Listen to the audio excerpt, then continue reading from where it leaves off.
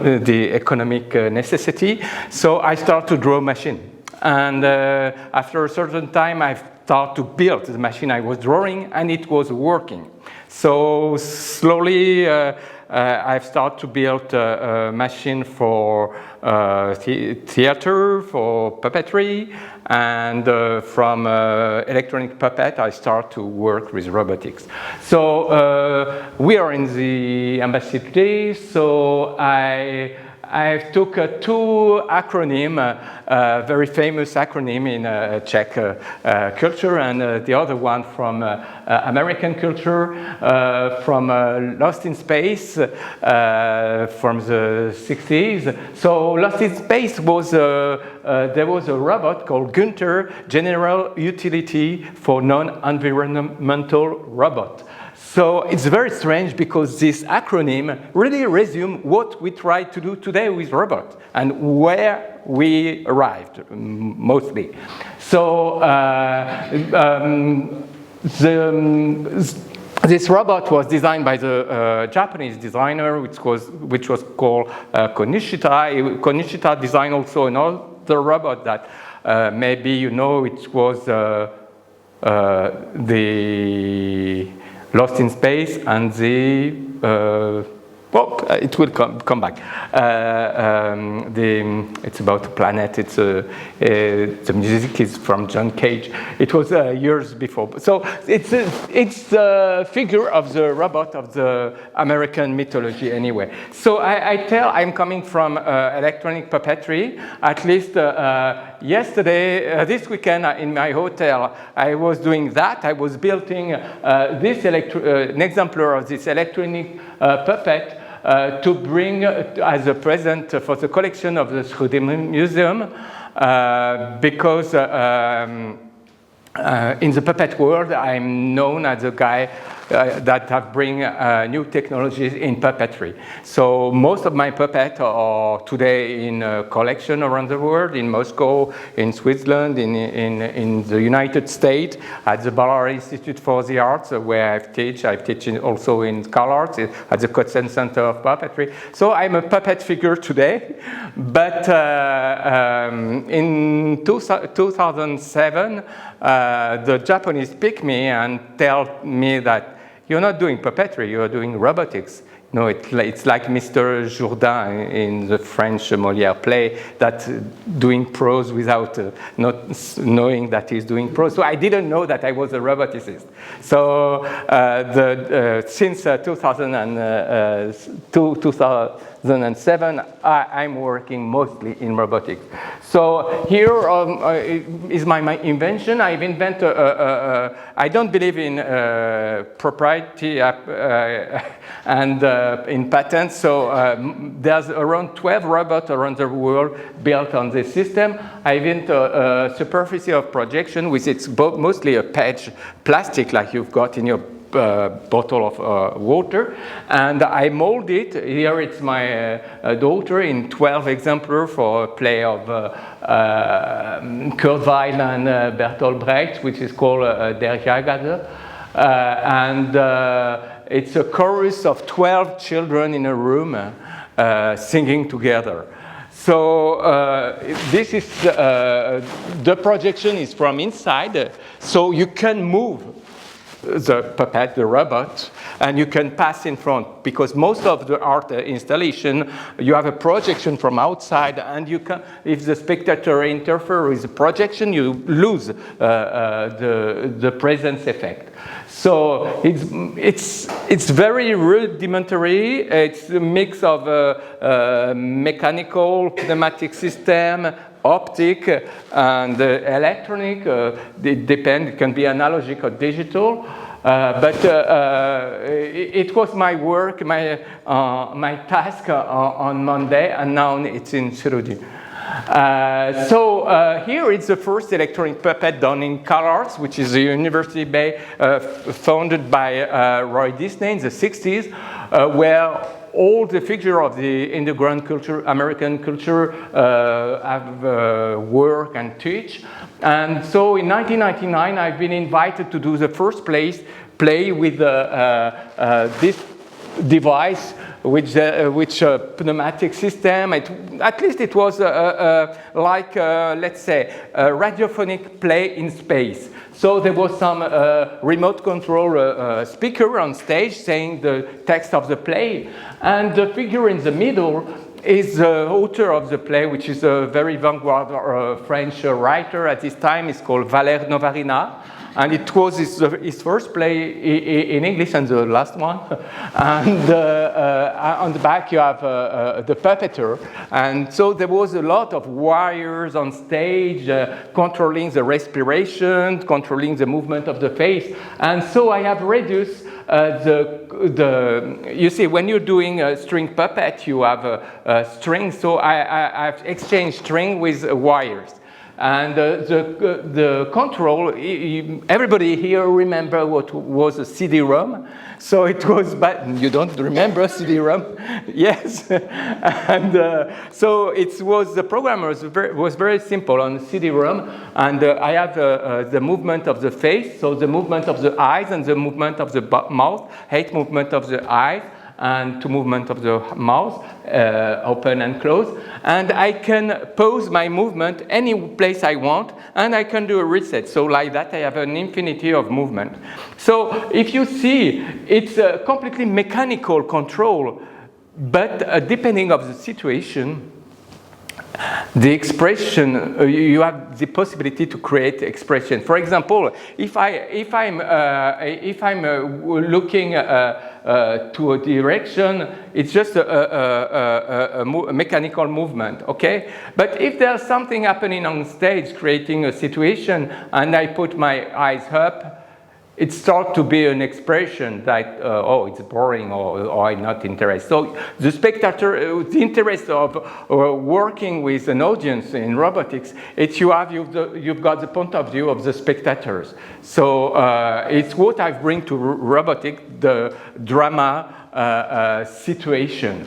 So at this time, Hiroshi Ishiguro, this famous Japanese roboticist, saw my work, and he asked me to come to work with him because most of robotics at this time was worried about imitation. But when you want to look like human being, it's not about imitation. It's about representation. So it's and when you speak about representation, you're more in the artistic field than in the engineering field. So what's the next slide? Well, whatever, it's improvisation. So it's my text about Čapek, okay, let's go. And a few years after, I'm in a robotic laboratory. And what's happening in a robotic laboratory? Nothing. It's about nothing. And why? Because most of the time, robots don't work. And they are just doing tests 10 minutes a day, 15 minutes. And after, my colleagues speak about social interaction. So I say, it's really too little time to speak about intimacy, proximity, you know, social interaction. So I start to change the paradigm and to try to do very long-term experiments. So in front of you, you have the guy which have been trained with a robot during 1 month and a half. So it was the first time, and it's still the first time. It was in 2009, I decided to see if it was really interesting or not. So here it's a CB2 in Minoru Asada laboratory. This robot is retired since 10 years. It was the most impressive cognitive robot. You have the level of development of children of 8 months. So it is a humanoid, and all those one are you have the first friendly robot, first domestic robot, Wakamaru, which was developed by Mitsubishi, and his great-grandfather, just 3 years before, which is Robo-V. So it's maybe at least it's Robo-V3, and which is a great-grandfather of Wakamaru. I was waiting with those robots during a long time, and I really realized that those robots was like a friendly robot. What is it? It's a general utility, non-theorizing environmental robot, like the G.U.N.T.E.R of Lost in Space. Okay, so. I'm not a photographer, but I have the opportunity to stay many months in lab during many years. I work in Japan, and the situation is very strange. Here you have a robot, at least here it's Replicute2, because I insist the name of robots are quite interesting, because when they are human-like, like androids, many times they have an acronym. And when they are just humanoid, like made of plastic or metal, they have a real name. So we anthropomorphize and insist just with the name. So it's a student programming the robot on his back, and here it's very rare picture. It's a Geminoid HI1 looking to Geminoid F in the lab. So why I'm doing this picture? Because I'm working on maybe the most important things today in robotics is the effect of presence. So before to communicate with a robot, you have to define a posture, to create the possibility of communication. So it's the effect of presence. So just quickly to look what is everyday life in a Japanese life with Ishiguro. So it's a third copy of himself. So it's Ishiguro is himself. So you have a very strange situation. He's got a very strange personality. I'm sorry, there's a picture after I will show you. We can't take picture, but this you can, I will say. No, you can this one. But there's nothing, I'm doing other presentation with part of the body which are quite strange. But what is interesting in those pictures is why you are doing a copy of yourself. Because when you are going to work, in the case of Ishiguro, he's got 5 secretaries. Everybody here would love to have so many secretaries in the office. But once he realized that the secretary at the office know him better than his own wife, and also we know ourselves through the mirror. And the mirror, it's an inverted image of ourselves, okay? The other possibility is a photography. So when you are doing a replica of yourself, you become your own field of research. And it was the idea of Ishiguro. So he's photographing himself, okay? So, and this photo, you can't take it because it's very compromising. It's very strange. I say, can I take the picture? I think it's strange. He said, yeah, go, but don't show, don't put on, don't publish the pictures. You can show, but it's becoming very strange. It's worse than the portrait of Dorian Gray, because he's done the third exemplar because the first one was looking older than him because he's done a plastic chirurgy. So it's complicated. You are doing a copy of yourself, you're doing a plastic surgery, and you're not satisfied with your robot, you're doing a new one. Well, it's everyday life. Because I'm coming from puppetry and because Japanese society is very segmented, so they send me to the Bunraku Theater to bring back a master of puppet theater, Bunraku Theater, to the lab as a consultant. So it was more about the question of posture, synchronization, and effect of presence. So the way that you prepare before communication. I think the effect of presence have nothing to do with communication. It's really something before, because here we are at the French, at the American embassy. Sorry, I'm French sometimes, I'm from a generation from the Cold War, and the problem of the Cold War, it was all about information. Everything was communication. Everything was transmission of information. And I think this is a big problem in human science, in social science. There are things that are not communication. There are things that are not information. There are things that just are. And in other culture, it's more evident than in Occident. So it's Kanjuro-san, a national treasure of the Bunraku Theater of Osaka. I stay there, you can imagine, 1 month and a half is my period. You have to stand up in backstage without doing any movement, any noise, and just looking, learning, looking. And I bring back this to the lab, and we start a repertory of 9 plays with robots. The first one was in 2009 with Wakamaru, and Wakamaru is it's very nice because Wakamaru, it's a little cycle, and it is a translation, and it's the name of Yoshitsune, which is a great samurai of Shikamatsu repertory literature of the 18th century in Japan. And he has the same name of the most important puppet of the Bunraku by coincidence. So it's a play with 2 actors and 2 robots, and after we had, the year after, we had already a play with the first android, which is Geminoid H or F, and which is called, which was in very quite previsible situation of the future.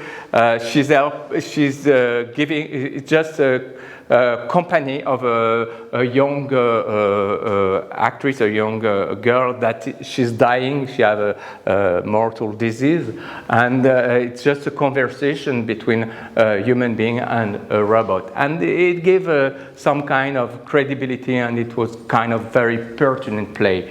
So what's my work in the lab? So an artist don't have any use, so an artist in a robotic lab don't do things that are useless. But no, it's my conclusion of experiment, because all the experiment, I don't know about the time I am speaking, all the experiment with robot was face-to-face, like a Turing test, and the roboticist never thought about the situation, so the subject was always the robot, and I want to create the situation like a drama to look at robot in situation. So in this experiment, I'm just eating an apple in the presence of the robot. So the subject becomes the apple and not the robot. And from this, we start to see other kind of interaction, other possibilities of what's happening. And well, it's just to present what is my work. So it's the reinforcement effect, so the character effect. It's mostly what we have in the other room to try to build identity. You know, so the character effect, you have it in literature since the 19th century. All novels, the writer are creating an effect, creating a character through dispositive. So after you have the effect of reality and the presence effect, which is in Japanese sanzakai, which is more precise.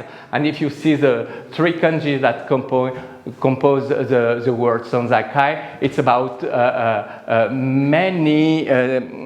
it's about emotion, it's about existence, it's about what's happening around, about supposition, dupes, and so it's about this. So my work, it's about how to create the conditions, the situation, to have all these elements, an embodiment of all this. My research will be published next year, fortunately, after many years of. And so it's I just to explain what is my work. So I'm designer of movement, of micro movement and micro vocal mode. Why we are doing that? Because in 2007, when I met Ishiguro, we thought that it will be very difficult to have artificial intelligence at the level we want in the future. And even now, the kind of artificial intelligence we have is not what we want. Because at this time, and my colleague maybe will speak about that, but when we are speaking about the relation between human being and robot, it's about empathy mostly that the roboticists are talking. But if you don't have a free will in the robot, you don't have empathy. If the conversation don't go on so much, you have a big flop. So if it's difficult to create a free will with artificial intelligence, I suggest to simulate inconscience. I'm working with theater, with puppet, so I know how to bring life to objects. So you have to create involuntary movement to robot, like touching the superficie, reinforcing the effect of presence. Okay, I touch myself. I have conscience of my own body with my right hand. So I reinforce my presence effect. So my work, I had to invent my profession. It was to be a designer of movement, of micro movement for robot. Okay, so we study proxemics, which is a proximity. I'm doing a classification of small movement and small vocal micro mode. The gaze, according to direction and orientation of the robot, the direction and orientation of the gaze, the effect of short tick. You can build a personality with short tick. Sorry? Time. Oh, yes. So, etc., etc. So, let's go. Oh, yes, that's so here is a display it's called Super Wizard of Oz setup. So we have somebody that's doing teleoperation in another room, like puppetry. And it's a display. My colleague is controlling the movement of the face and the voice. And she has different camera on her. And it's the transposition on the backstage with an engineer and an actress to control the Gemini F, the Android I show you on the picture before. So it's Gemini F on stage. I can explain more about why she has this look. And this is my work, for example, classification of all the involuntary movement. And it's from here that I programmed how you can copy, because it will be published in Switzerland very soon. And it's from this that I program the effect of presence, and this is quite nice. It's about the classification of interjection and onomatopoeia of robot. And it's very funny because in theater we use, when we simulate a robot, all the mechanic noise are like with a consonant, and the vowel are all the interjections. So, and it's very interesting. If you go on Google Translation, you can translate all the interjection and all the onomatopoeia in every language, and it's very fascinating because it's completely different. The way it's wrote and the way it's the transcription of all this. So here, just to come back to what I'm doing, I still do building stuff. So maybe you see it was a documentary of Arte production. It's one of my last pieces. I've done the copy of the god Ganesh for an anthropological experiment in Mumbai during the Ganesh festival a few years ago. So I still working on very archaic display because I don't have the same funding as a telecommunication lab in Japan.